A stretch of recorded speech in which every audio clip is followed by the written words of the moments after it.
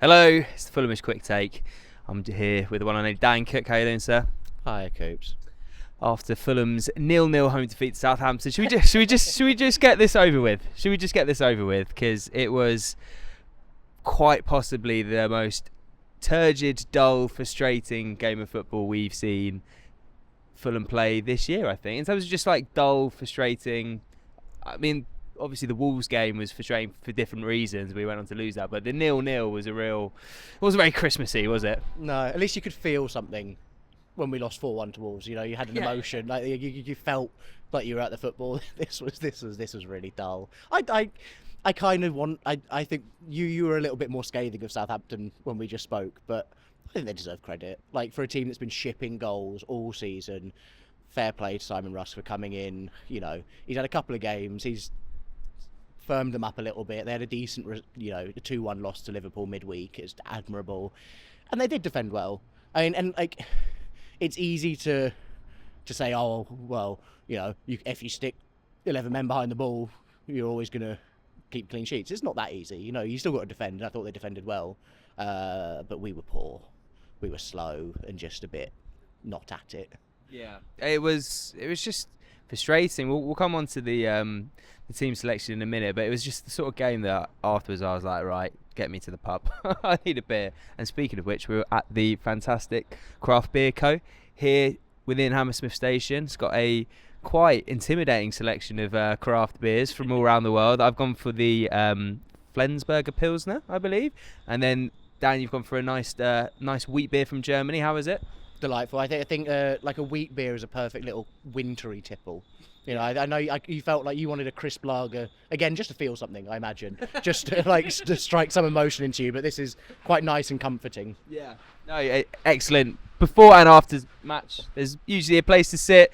Amazing selection of beers, and we thoroughly recommend if you're coming to the game via or from Hammersmith, Craft Beer Co. is the place to be. But just before the game, obviously the team sheet came out with a few eyebrows that were being raised throughout the fan base. We had TC come in, Josh King as well handed his first Premier League start, and that was for me the real sort of silver lining from this game is that I thought he looked really, really tidy, and it was great to see the young man rewarded with a full Premier League cap. Have you got any thoughts on Josh? I thought he was brilliant. I think sometimes when you watch youngsters come in, there's sort of two things you're looking at. I think one is like the actual ability on the pitch, and the other is like the mental side of it, right? Like, you see very talented youngsters come into Premier League football, but the scenario, the pressure can be a bit much. Whereas I thought Josh King came in and just with energy and confidence, and he seemed very assured. And I loved the fact that obviously it was great to see him pick up the ball and drive past a couple of players, get stuck into challenges. He did all that brilliantly, and that's probably the most exciting thing. But what I was most excited about was that a number of times where he just wanted to be on the ball. So, he'd be willing to receive it in a very difficult situation. He had the confidence to show for the ball, receive it, and then try and do something with it. I think that's super important. And actually, it's something we've criticised both Andreas Pereira and Smith Rowe for, is playing in that 10 role. It's easy to go missing. Whereas I thought Josh King did really well in those 60 minutes to constantly be relevant in the game. He was always trying to have an impact, try and drive Fulham forward. And for me, actually, that is more exciting than what he was doing on the ball, which was also fantastic. So, like, a really, really superb debut. I do think, and I've been trying to grapple with this, I thought he was probably our best player in those first 60 minutes. But I also think that just the way that midfield three was part of the problem. Like, I think we were just a bit... There was gaps, so when Southampton won the ball back, quite a few times they were able just to drive through the middle of the pitch where there was holes there, and I just think we probably would have looked better if it was Berger and Lukic, and then you take your pick between Kearney and Josh King. It's just, what do you think inspired these changes? Because I was chatting to my dad about it at half time. We were thinking, is he holding back a few players for the Chelsea game so we've got fresh legs? Does he think that this is going to be, is it all part of a wider game plan and a different kind of way of preparing for the game? And it just felt like such an opportunity missed, where I feel like if you deviate anywhere from what is relatively near your strongest side that is available to that moment, in that moment, and for the team that you're about to face, then I don't know, that it's just that feeling of a missed opportunity, because you can only beat who's in front of you. And I don't know, if you're Marco, why do you think he made the decisions that he did with the starting lineup? I get what you're saying about the eye on Chelsea. I think it doesn't necessarily just have to be that, because we're also playing Bournemouth on the 29th, right? You know, we're 22nd today. Across 7 days we've got 3 games. You got to manage that. You got no choice, especially when you consider that TC at his age isn't going to be able to play all of those games, right? So he's already a player that's going to need to be rotated in and out based on that. Also, we don't know the extent of the Smith Rowe injury. Yeah. We assume he's injured or ill, but whatever that is, that's got to have an impact on how you see that midfield shaping up. And I think the third thing is, we expected to be the dominant team today, which we were. We expected to.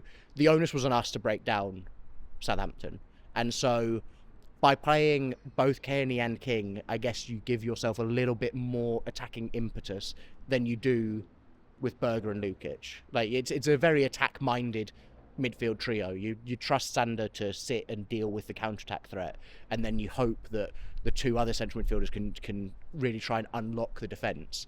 So I think that was it. I love the confidence he's shown in Josh King there. I think that's a wonderful thing to see. It's something we've criticised Marco for, not being great at bringing young players through.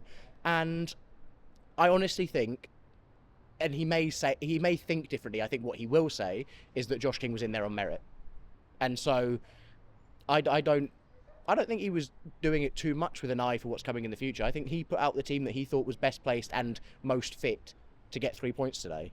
And even if it wasn't probably our best 11, it should have been good enough to get 3 points today. No, I agree. And when I saw the team sheet, I thought it would be enough, but ultimately it wasn't. I thought there was just a few very flat. I don't know whether it's saying of the fixture schedule, of the tired legs. You know, we've had a lot of very intense matches recently, but I thought Iwobi had a rare off game.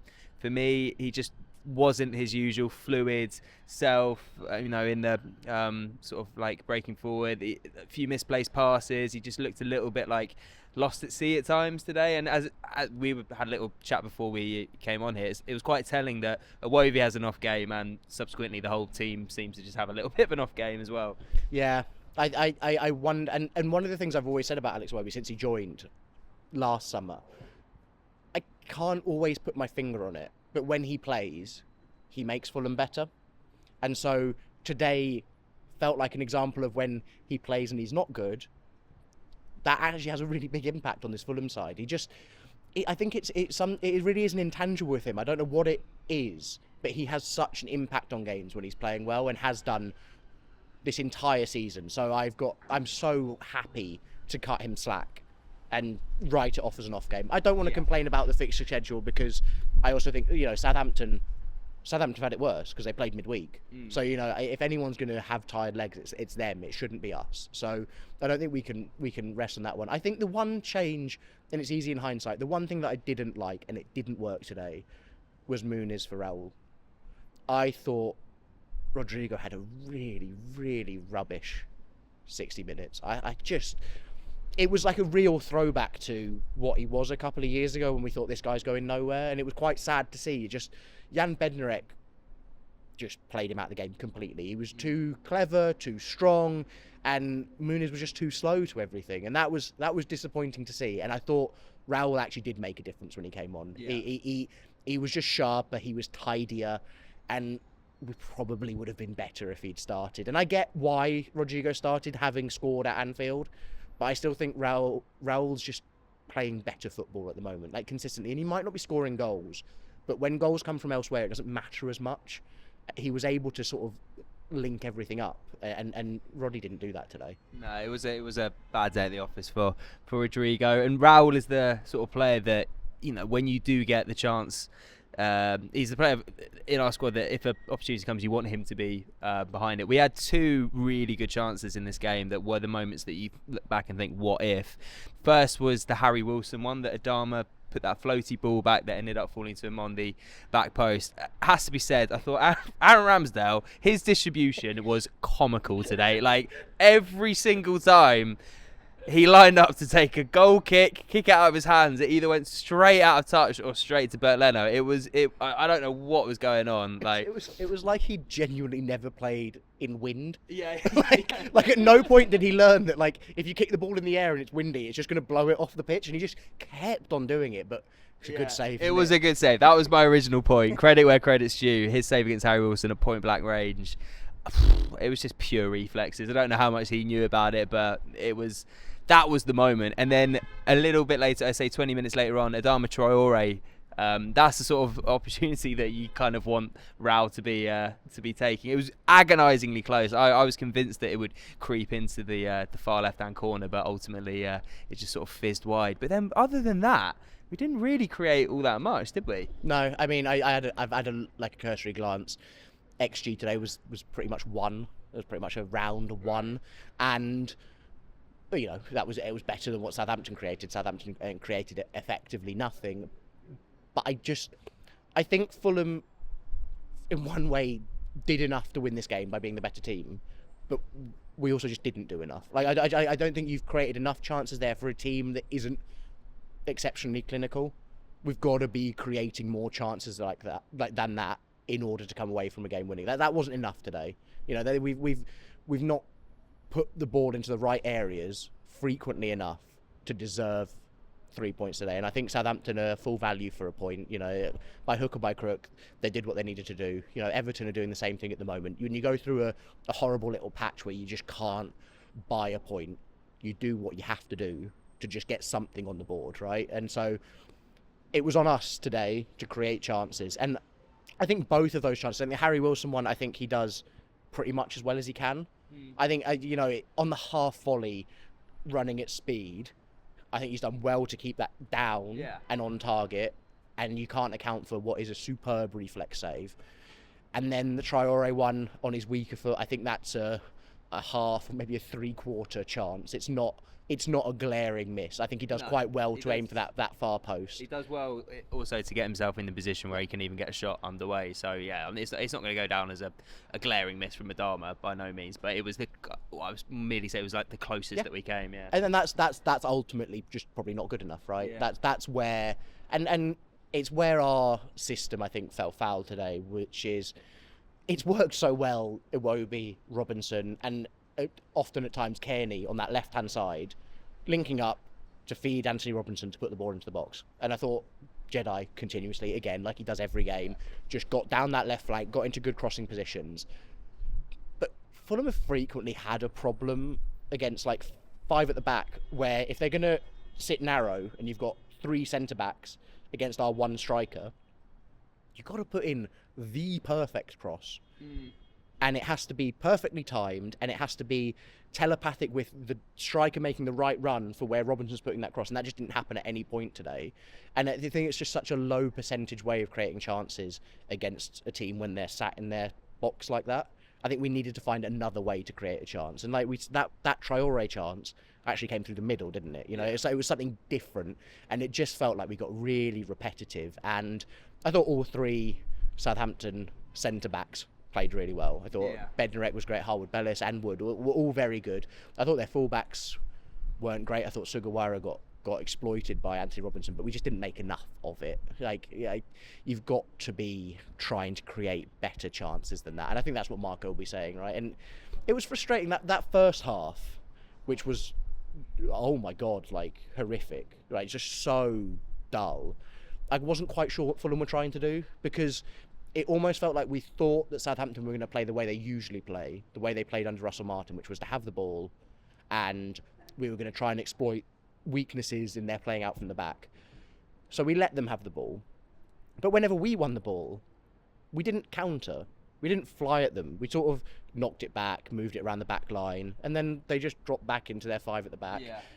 Defensive midfielders in there, and it was impossible to unpick it. It was like you either go full beans, squeeze them in, have 80% possession and suffocate them, or you sit back, win the ball back and counter. And it felt like we did neither of those things. We sort of sat off them and then didn't counter. It was bizarre. It did feel incredibly like languid at times, and you could see Silva getting increasingly, his blood pressure just raising throughout the as the game went on. And it was one thing I thought was quite telling was when he took Muniz off and brought Raul on, and Muniz sort of like ambled off, and we were about 75 minutes in at this point, and I saw Marco literally like what are you doing? Like, get off! Like trying to get him to be quicker. And I don't know, it just maybe felt like a little bit of a disjunct there between what Marco wanted from the players and what actually was delivered. But it did. I know what you mean. You just wanted them to like fly out of the gates and like move the ball quickly, as we've been seeing all season, in that transition. But it just wasn't to be, was it? I mean, this is the sort of game that I feel if we fall just shy of the fabled Conference League spot or European, whatever shape that may take, this is a sort of game that I feel like we'll look back at and think that was a big opportunity. Imagine if we miss out by a point and we think, I mean, are you looking at this thinking these sort of results are the difference between us and the likes of the teams that are realistically going to fall into those spots? I mean, we're very well established, comfortable in Premier League. If you'd have told us this 5 years that we'd be in this position, we'd obviously bite your hand off. But are you feeling that was a huge opportunity missed and ultimately these games are difference between us and them, or are you feeling it just wasn't what to be? I've still got faith that we can be there. Let's just put it behind us and press forward. I've always been fairly cautionary this season. I've said it every time I've been asked on pods and quick takes. I still don't quite think this team's there to be like a best of the rest, finishing 7th or maybe 8th at a push. You might sneak in depending on how cups go. I think today was sort of symptomatic of why I think we're not quite there yet. And I just think we don't have the goals. We don't have the clinical striker. And it's horrible coming away from games like that. I just really think that if this Fulham team had Mitrovic or a proper Mitrovic replacement, Evan Ferguson. and potentially, right? Like it could be, that's something that could drive us on. Yeah. I just think that's where we're just slightly short. What you want in a game like today, where you're really struggling to create a chance, is for your centre forward to make something out of nothing, bury one, you run away 1-0, you're like, that was a horrible game, but we snuck out, you get 3 points, and you're like, we keep going. So I think less so it's like not like in a microcosm of today, but like as a full reason why I just think Fulham quite aren't there yet. And I think we can get there, and I think that's obviously going to be the big thing, maybe in January, definitely in the summer, that's the missing piece. Because I think everywhere else, pretty much, we look great. Granted the back line didn't have a huge amount to do today, but when you consider we had our second choice right back and our second choice centre back on the pitch in Diop and Castagna, the quality they showed today is like a stunning amount of squad depth that we've got in certain areas of the pitch. It's just that one bit up top, and maybe a couple of injuries here and there have cost us. And like, could Reece Nelson have changed the game today? Potentially, yeah. Something like a little bit of fizz, a little bit of something. But yeah, I don't want to be too defeatist. And I think also the teams around us that we're going to be competing with all are churning out some sort of inconsistency, and that's why it's so bunched up. This run for 5th to 8th is so tight because teams keep on picking up great results in one place and then dropping horrible results elsewhere. So I don't think it's like a massive problem, and as long as you just keep on churning out results here and there, you'll keep yourself in the conversation. But I think there are teams that will get there ahead of us because of who they've got up top, probably. There you go. I think we'll leave it at that. I just had two. I want to ask you a question. Oh, yeah, of course. Just Carlos Vinicius's cameo. I mean, what a Christmas present that is. That was a real Christmas cracker that nobody was expecting. That was not on my bingo card. It's just like when he was warming up, you're just like, I was like, who's that? Is that Carlos Vinicius? It was the moment when he came on and like literally within the first 10 seconds, he like held up the ball really well. He shrugged someone off. It got towards him at the back post. He didn't quite fall. He picked it up. He beat a man. He shaped to shoot. And you're like, oh my God, Carlos is back. And then he's dribbled. Absolute P-roller. Slowest daisy cutter at Aram's. Oh, he is back. He is back. Yeah. It was lovely. Yeah. Really, really lovely throwback that. That's what Christmas is about. It's like you're getting the family back together, seeing those relatives that you've not seen all year, and just having a little a little throwback. Yeah, I mean, scenes in across the ground had that one gone in would have been quite spectacular. I mean, maybe he would have earned himself a start against Chelsea to try and relive his heroics a couple of years back. But yeah, no, it was nice. Slightly bizarre, but yeah, it was good to see Carlos back. I've heard that he's been brought back into the fold, is what I'm told. He's like at number 12. Yeah. Has anyone been so like cast out of a squad but had such like a prominent number? Like usually, like he screams of like a 37, but he's wearing the number 12. It's incredible. All credit to him. He's sticking around there. Yeah. We've somehow managed to churn out 20 minutes worth of analysis from that game. So a massive thank you to all those listening who decided somehow to relive that game, but we do appreciate it. Thanks for watching. All credit to Southampton. We usually get a few Saints or opposition fans when they get a favourable result pitching in, so I have to say well done, hats off, best of luck for the rest of the season, and have a great Christmas. We will be back, or Liz will be doing the podcast on Monday, so that will be something to look out for if you want to subject yourself further to the horrors of this afternoon's performance. But yeah, thank you very much for listening. Have a great Christmas, and we'll see you soon. You whites.